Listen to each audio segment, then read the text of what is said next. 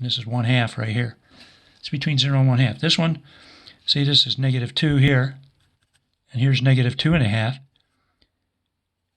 -5/2 is somewhere in here. I don't know where it is for sure, but right there, let's say, is -1 minus the square root of 6 over 2. Now these two numbers make this equal to 0. Now just pick, this was 1/2 here. Pick a number from each interval. Since this one's between 0 and 1/2, pick something bigger than 1/2. 1. Let's test 1. Let's let x equals 1. That's our test value. Substitute it in here. 2 times 1 squared plus 4 times 1 minus 1. 2 plus 4 minus 1, that's greater than 0. It's what? 5, but it's positive. Plug something in between these two. Look, this is 0, -2. Let's just plug a 0 in. It's less than it, so let's plug 0 in. That's easy. Put -1 in if you want, but plug 0 in there. Can you see when you put a 0 in here, you get -1? You get a -1, negative. Every number between these two makes a negative, that expression. Pick something less than this one. Since that's -2.5, -5/2, -2.5, let's pick -3. Let's see what we get. So we have 2 times -3 squared plus 4 times -3, and then minus 1. So it's 2 times 9, that's 18, minus 12, minus 1. That's positive. What is it, 5 or something, but it's positive.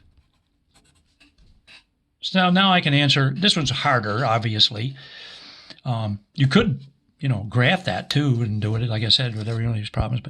But here's, if you had a calculator, you could punch this in and see what those numbers are. But you can do it without a calculator. I just showed you. You should be able to ballpark the values like that. So where is this thing great? What x's make this true? What values of x make 2x squared plus 4x minus 1 greater than 0? In other words, positive.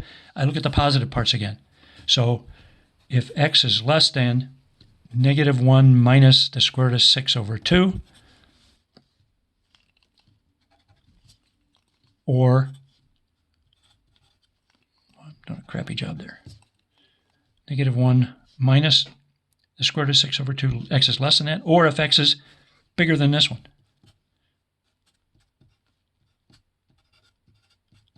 In interval notation, from -infinity all the way up to -1 minus the square root of 6 over 2.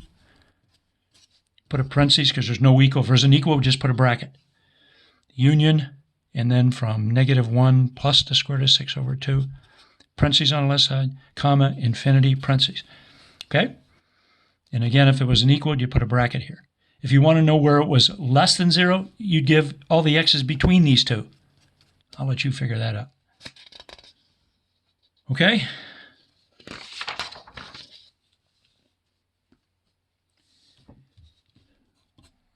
Let's say we had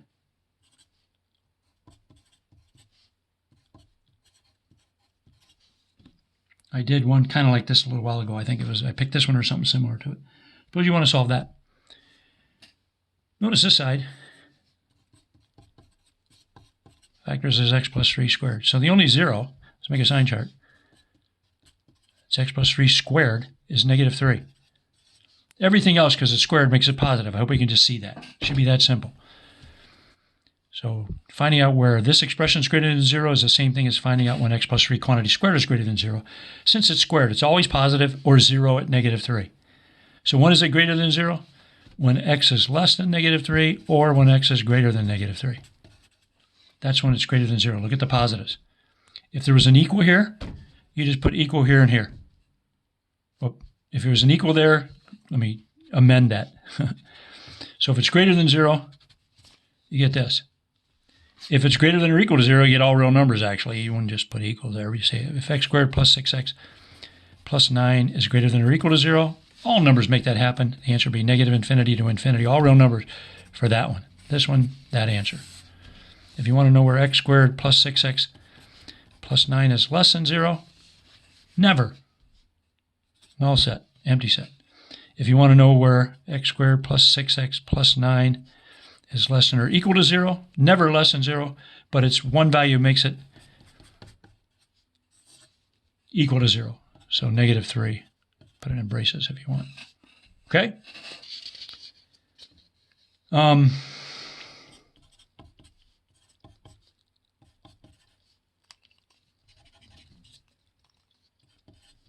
So we have that one. Now you can't factor that. If you try to solve it with the quadratic formula, look what b squared minus 4ac is. B squared minus 4ac is 6 squared minus 4 times 1 times 10 minus 40. That's 36 minus 40. It's negative. That means there's no real solutions. Remember, the solutions have i's in them. They're complex solutions. Non-real. Complex, non-real. So no real solutions to this. Graphically, remember what that would mean. That would mean if you graphed f of x equals x squared plus 6x plus 10, it's entirely above the x-axis or below the x-axis because there's no real solutions to this. That means there's no x-intercepts. This never touches the x-axis, this graph. You know, no x-intercepts to that one, not that one. Okay? No x-intercepts to this one. Doesn't touch the x-axis. It opens up. So the graph must be, if this is the x-axis, I don't know where the, where the vertex is, but it's entirely above the x-axis. But it also means this thing is always positive or always negative because it's never zero. If it's positive at some point, to get to be zero, it must, if it's positive for some x, then it's going to be negative also. It must also be zero at some point because the graph would have to cross over, the x-axis from positive to negative or negative to positive. But this one, if there's nothing that makes it zero, that means it's always positive or always negative. So all you have to do is plug in one number. Here's our number line. Plug in 0, you get positive 10. It's always positive. From positive, negative to negative infinity. So when is this positive? Always. There's the answer. When is it greater than or equal to 0? Same thing. When is it less? Where is it less than 0? Nowhere. All set. I'll let you kind of ponder that. Okay? All right. Anyway, let's talk about, let's see, that's probably good enough for polynomial inequalities. Let's talk about rational inequalities. Now, way back when here, I don't know where I did it. Maybe I threw it away or something, I don't know. But I did something a long time ago that I can use now and I can't find. Let me see if I can find it.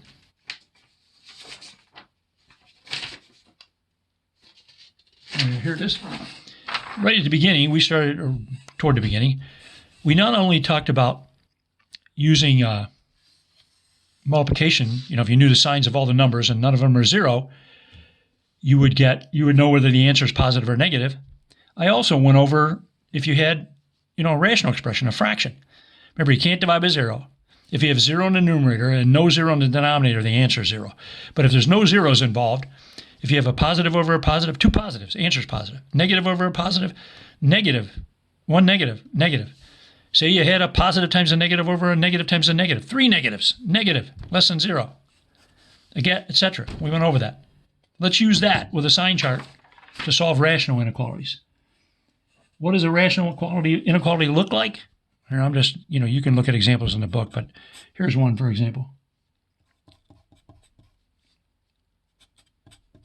See, instead of having like a polynomial on this side, we got a rational expression. So what? And usually when we do this, we mean there's going to be a variable in the denominator. But now, when you do one like this, factor the numerator and denominator as much as possible if you can. Now, I'm not going to give you real complicated ones where you can't, but they're already factored. Make a sign chart. I'm not going to do a row for each one of these. Okay, I'm not going to do that. I'm just going to make one row again. You can make a row for each one and then analyze it like I showed you with polynomials, but I'm not going to do that. I'm going to do it all at once. Okay, I'm going to analyze this. I want to find out what numbers make this positive, what make it 0, and because it's a fraction, because it's a rational expression, are there any numbers that make the denominator 0? Let's determine, what numbers make this, first of all, what numbers make this equal to 0, the zeros, and what numbers make it undefined, if any. Notice negative 4 would make the denominator 0. I'm not allowed to use negative, x can't be negative 4 in this, so that can't be part of any answer. So to indicate that, maybe I'll write undefined here, like that, or you can put an x there or something to tell you You can even put an infinity symbol, but put something there to show you do not want to use this in the answer ever for this, because -4 creates a division by 0, which isn't allowed, which doesn't produce an answer. Notice 5 makes the numerator 0, not the denominator. That means the fraction would be 0. 0 divided by 9, which is what it would be, is 0. Now, once again, just pick some test values and substitute them in here. Let's see if we can just do it right under here. Let's pick a number bigger than 5, say 6. So I'm going to test x equals 6 in there. 6 minus 5, positive. It's 1, but it's positive. 6 plus 4, 10, positive. Positive over positive, positive. For every number, you couldn't see that, but I picked 6, which is bigger than 5. Substituted it in here and here and get positive over positive, which produces a positive. That's a positive. Positive. Every number bigger than 5 makes this positive. Between -4 and 5, let's pick a number. Since 0 is in there, let's pick x equals 0. That's the easiest one. So let's put a 0 in here. So 0 minus 5 is -5, but it's negative. Divided by 0 plus 4, 4, positive. Negative divided by positive, negative. So every number in here between -4 and 5 makes that negative. Pick something less than -4. Say -10 this time. Substitute it in here. -10 minus 5, negative. It's -15, but -10 plus 6, -6, but it's negative. Two negatives make a positive. Positive here. So now I can answer the question, when is x minus 5 over x plus 4 greater than or equal to 0 using this chart? I can answer a lot of other questions, which I'll show you also, but I can answer this one. Greater than or equal to 0 means positive or 0. So I want these numbers and these numbers. So x is less than -4 is part of the answer. Don't use -4 because that makes the denominator 0. That's not allowed. You can't divide by 0. Or, where is it greater than or equal to 0? 5 and bigger. X is greater than or equal to 5. You can write it in interval notation, -infinity to -4 with parentheses, union from 5 to infinity with a bracket on the 5 side. What if we wanted to solve, let's say, x minus 5 over x plus 4 is just greater than 0? Okay? Then I want to know just where it's positive now. So we'd say, for this answer, x is less than -4, or those positives, or x is greater than 5. And then you could write it in interval notation, which I won't do. But you just put a parentheses there. And then here you don't write the equality part. What if we wanted x minus 5 over x plus 4 to solve this one is less than 0? Again, the same chart helps us. Where is less than 0? We want the negatives. So everything between -4 and 5. Those. Interval notation, -4 to 5 like this. What if I wanted less than or equal to 0? Then you include the 5. Put an equal here, bracket on this side. Do not include the -4. Okay, that's one rational inequality. But it's very similar to what we did with polynomial inequalities. Let's do one more, let's say. Suppose, I think I took this one out of the book. So x plus 3 over x minus 1. Let's say we're supposed to solve this. Is greater than or equal to 2. Notice you got a 2 there. We want 0. So we have to subtract 2 from both sides and add some rational expressions together. So we have x times x minus 1, subtract 2 from both sides, minus 2. Subtract 2 from this side, and you get greater than or equal to 0. I want a common denominator to combine these into one fraction. So I'm going to multiply this one by x minus 1 over x minus 1. So now they have the same denominator. So it's just x plus 3 minus 2 times the quantity x minus 1 all over the same denominator is greater than or equal to 0. Removing the grouping symbol, we have x plus 3 minus 2x plus 2 all over x minus 1 is greater than or equal to 0. Simplifying the numerator, that would be 5. Let's see, minus x. This is x minus 1 down here, right? Over x minus 1 is greater than or equal to 0.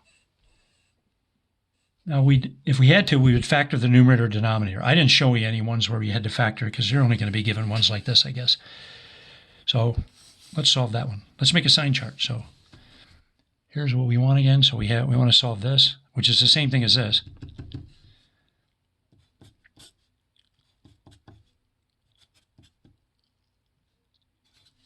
Same thing, just, written a different way. So make a sign chart. Let's find the zeros, or where it's undefined. Notice 5 makes the numerator 0, which makes the fraction 0, the rational expression. And 1 makes the denominator 0. So it's undefined at 1. Undefined, okay? Don't use that in part of the answer. I want to know where, or let's find out where the plus or minus signs now. Let's, plug some numbers in, some test values. Let's pick 6 again. So if x is 6, 5 minus 6 is a negative 1, but it's negative. 5 minus 1 is 4, positive. Negative over positive is negative. So we get a negative here. Between 1 and 5, let's pick 2. 5 minus 2, positive. 2 minus 1, which is positive. Positive over positive, positive. Let's pick something less than 1, 0. 5 minus 0, 5, positive. 0 minus 1, negative 1, negative. Negative. So where is this greater than or equal to 0? I want the positives and the zeros. So everything between 1 and 5 and 5. 1 is less than, x is less than or equal to 5. Or in interval notation, okay? That's greater than or equal to 0. And you figure out less than 0. Less than 0 will be less than negative 1 or greater than 5. Less than or equal to 0 would be less than negative 1 or greater than or equal to 5. And, by the way, you could graph these answers on a number line, too. I haven't been doing that. But every one of these answers you could graph on a number line. For example, this one. And you should know how to do that. I'm not going to go back and do all of them. Okay? And notice the signs alternate again, because these are to odd powers. You could even use that if you can figure out how to do it. And if there's something more complicated in the numerator, let's just say you had x squared minus 1 over x plus 2, and you want to know where it's less than 0. So you got to factor. If it's not factored, notice x squared minus 1 is x plus 1 times x minus 1 all over x plus 2. We want to know where it's less than 0. We can make a sign chart again.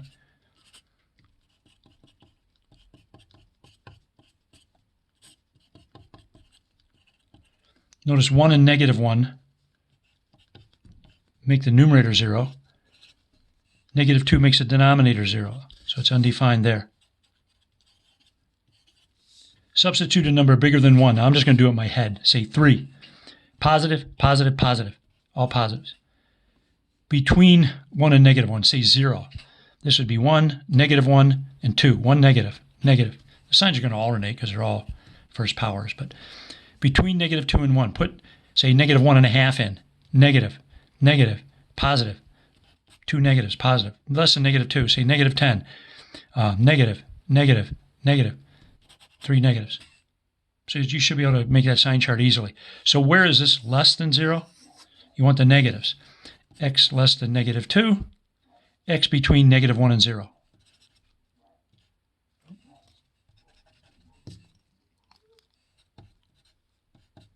Next, x between negative 1 and 1, sorry. Sometimes I misspeak in these videos. I notice that I haven't, I really don't watch them because I don't want to, well, I shouldn't say this because you have to do it, or maybe you do it, but I don't want to listen to myself drone on for a real long time and it's boring to watch, so I usually don't watch them, but I watch a couple parts. And just a comment here, sometimes I misspeak. I might say, between negative 1 and 0, I really mean 1, or I might write the wrong sign down or something, but there might be little errors in there, or I may say something slightly incorrect, but you'll get the idea. I think I'm mostly, done it correctly, so, everybody, once in a while makes a mistake, and I certainly make my share of them. So, but anyway, there's, where it's less than 0. You could write it in interval notation. I'm not going to do it. You could graph it, less than negative 2, between negative 1 and 1. So you could graph the answer like that also, in, on a number line. You could write it in interval notation. If you wanted less than or equal to 0, you'd include the negative 1 and 1. So if this was less than or equal to 0, if it was, you wouldn't include the negative 2, but you'd include the negative 1 and 1, which would mean brackets here. If you graphed it, and you should be able to write that in interval notation, and you should be able to figure out if it's greater than 0, then you worry about the positive. But anyway, I think that's probably good enough. By the way, on page 754, there is kind of a strategy for solving quadratic inequalities by the graphical method and algebraic method, and there's probably a strategy for the section 10.7 on the rational inequalities. I don't know where it is. All the strategies on page 764. But, look at what the book did, look at what I showed you, and hopefully you get the idea.